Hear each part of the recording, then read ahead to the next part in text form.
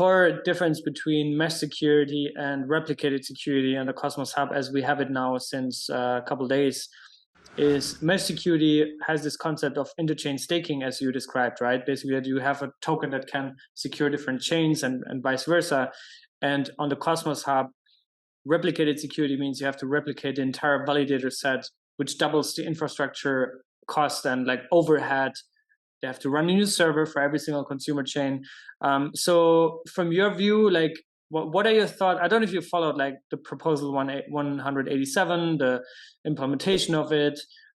What are your thoughts on replicated security? And you just said that mesh security still is in its early stage, but what do you think, like realistically, when we're going to see the first kind of launch of mesh security? I mean, I think realistically and optimistically, second half of this year, but more practically, I guess, maybe early next year, right? That's my guess, at least kind of understanding the complexity of these things. Yeah, in terms of kind of how they compare, I mean, I think there are different trade-offs, right? And I think they serve different functions and different purposes. So, you know, if you bootstrap in a network and you don't want to launch a token, you know, you don't want to have to deal with, you know, spinning up validators and so on and so forth, you can, you know, replicate security, right? Like very easy. I think for use cases like, you know, Osmosis and Axelar, it has a slightly different purpose. The purpose is that, you know, you have two big networks on their own, right, that have economic security, that are providing value to each other. So it makes sense to bootstrap and you know, exchange security so you get even more security at the end of the day, right? So I think there are, yeah, different use cases and different purposes for different mechanisms, and we'll kind of have to see, you know, what developers want at the end of the day. So we talked about the AVM, we talked about shared security, we talked a lot about security in general. Sounds like you guys are very busy on multiple ends. As we enter soon the second quarter of the year, what's your roadmap? What's your short-term kind of focus, product-wise, development-wise?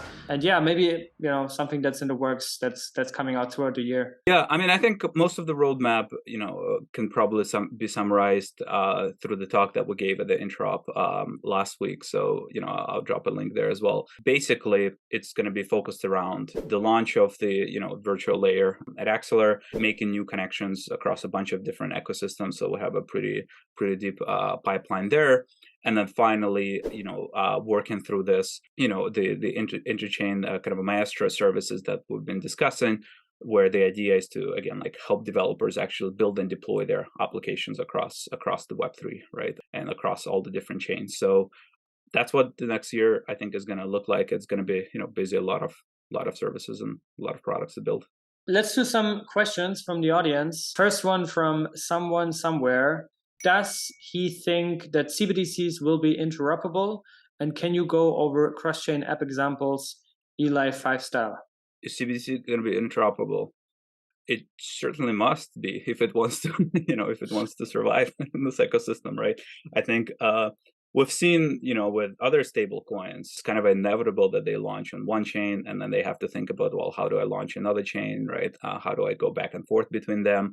You know, I think like Circle has been doing a lot of that. It's grind for them, right? You know, kind of they don't launch on that many networks that often. It takes them a lot of time, a lot of effort, and then they think about how they make it interoperable underneath the hood. What does the protocol look like? You know, so with things like, you know, we're launching like the interchain token that I just mentioned, all of those things can be one click, right, for the developers. So if you're building the CBDC, you know, or any type of a stable coin, you want it to be interoperable. You want to have liquidity across all the chains. You want to make sure users can go in and out of it very, very efficiently, right? I mean, otherwise you just lose in distribution. So absolutely, they're going to be interoperable.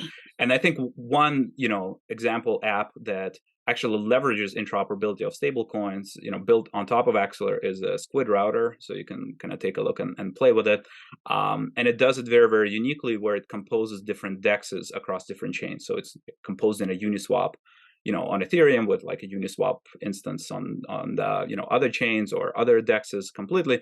But it uses like a stable coin assets underneath it as a routing asset to move liquidity in and out of them. I think it's very, very interesting use case. Gives you one-click accessibility to all the different ecosystems. You can do very, very simple swaps, and you don't have to think about bridging your coins, moving your coins, or anything else. And I think on that, actually, a very, very important property, kind of just back to the security, question. So if you build your application in an interchain native way, you can actually mitigate pretty much all of the bridge security risk, period. The way that Squid Router, for instance, is instantiated, no wrapped assets are moved, no new liquidity is created. You are moving some liquidity for the moment of your swap, but then you always end up with the native assets on the source and destination chain all the time. Okay, you only take an ephemeral transit risk of the bridge when you're actually doing the swap, but once it's complete, all the funds, everything else is in the native wallets of their users.